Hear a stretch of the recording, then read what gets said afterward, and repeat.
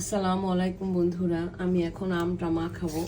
প্রচণ্ড গরমে মাথা ব্যথা করছে, কিছু ভালো লাগতেছে না। এই জন্য ভাবলাম দেখি একটু টক জাতীয় কিছু খেতে পারি, মাথা ব্যথাটা কমে কিনা। আপনারা আমাদের সাথে আসেন, আম মাখা খাবেন।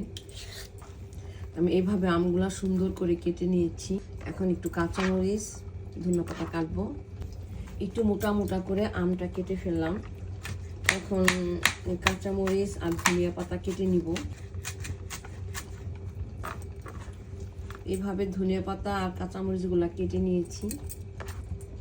লবণ পরিমাণ মতো, কাসুন্দটা একটু পরিমাণ মতো দিব। একটু মাখাই নিব, সামান্য একটু পানি দিব।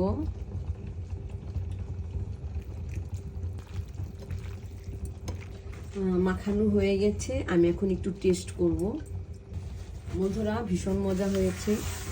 আপনারা আসেন আমাদের সাথে আম মাখা খাওয়ার জন্য।